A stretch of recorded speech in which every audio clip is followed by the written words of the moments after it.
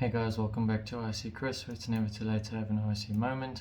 In this video we're going to be looking at question 7 of the May-June 2021 past paper. So it's covering the financial maths, so enjoy the video. Okay, let's have a look at question 7. Okay, so question 7 is your financial maths question. Okay, so question 7.1 says an amount of 10,000 was invested for 4 years, earning an interest rate of R% per annum, compounded quarterly. Okay, that's important.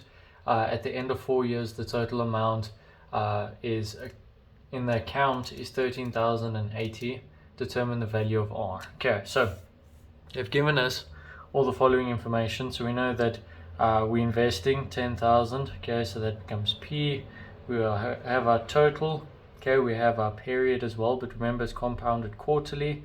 So we're going to take our interest and divide it by 4, which means we take our period and we're going to multiply it by 4. Okay, so we're then going to be just using your standard formula. So that's going to be A equals to P 1 plus I divided by 4 times N times 4, because it's quarterly. Okay, so now we just fill in the values.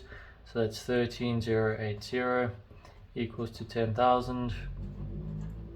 1 plus we're looking for R, that's our interest, over 4 to the power of 4 times 4. Okay, which means we're then going to have the following here. I'm going to divide this side by 10,000.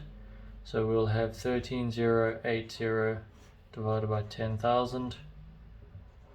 Okay, and then we'll have 1 plus R over 4 to the power of 16. Okay, so we take the 16th root on both sides. Okay, then we take the 16th root of here. Okay, and if you work that out, you will get a value. We'll then end up having the 16th root of 13080 all over 10,000 equals to 1 plus R over 4. Take the 1 over, so you'll then have 1313080 all over 10,000. Okay, minus 1 equals R over 4, and then if you finish calculating that, you should get a value of R.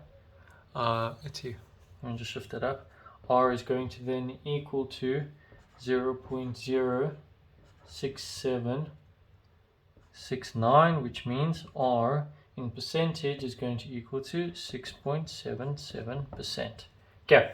Now let's have a look at 7.2. It says a businesswoman deposits 9,000 into account at the end of January 2014. She continues to make monthly deposits of 9,000 at the end of each month up to the end of December 2018. The account earns interest at 7.5% per annum, compounded monthly. Okay, so let's have a look there. We are putting money away into an account for a long period of time. So the first thing that you should think of is future. So we're doing future savings, okay, which means we need the future value formula, which is then going to be F equals to P, then it's going to be, open big bracket, 1 plus your interest, okay, but remember it's compounded monthly, so it's your interest divided by 12, okay, and then that's going to be the period that they give us is 60, okay. And then you got a minus 1 from that. Okay, and then we got to divide it by our interest, but our interest is compounded monthly. Okay, so now if we just plug in the values over there, that's 9,000. Okay, that's 1 plus your interest is 0.075 divided by 12. The period is 60 months minus 1. And then we're going to divide that by 0.075 divided by 12. Okay, now if you go and put that into your calculator, you will get a value of 652,743.95 Rand. Okay, so that's how much she'll have at the end of 60 months. Okay, now 7.2.2 says the businesswoman left the amount calculated in 7.2.1 for a further N months in the account. The interest rate remained unchanged and no further payments were made. So the total interest earned over the entire investment period was 190,214.14, and then I'll ask you to determine n. Okay, so we need the number. Okay, I just want to fix 7.2.2 because I realized that in my recording I cut off half the question. Okay, so 7.2.2 we're working out n. Okay, so we had worked out the total that she was paying back, which was 540,000 plus the 190,214.14. Okay, so this becomes the total after n plus 60 months. Okay, so we're just going to use A equals to P1 plus I over M. Okay, M is going to be your compounded, whether it's it's monthly. So M is going to be 12, and then we're looking for N. So A is the total that we worked over here.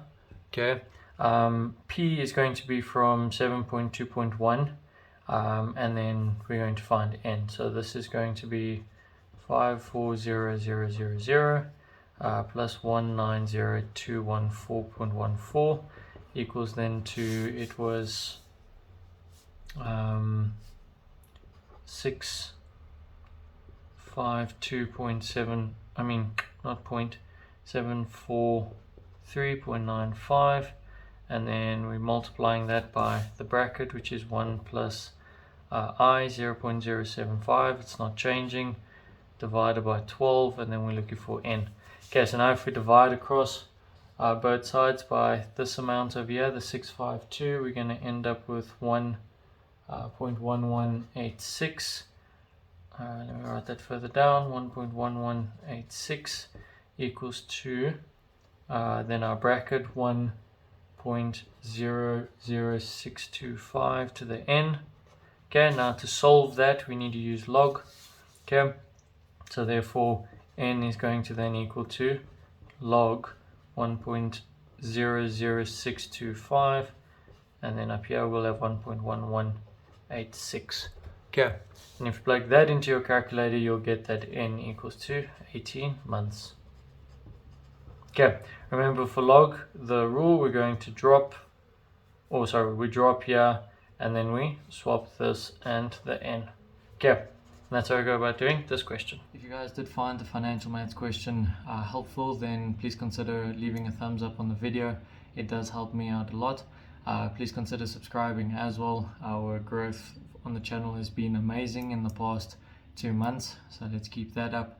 And remember, it's never too late to have an OSU moment.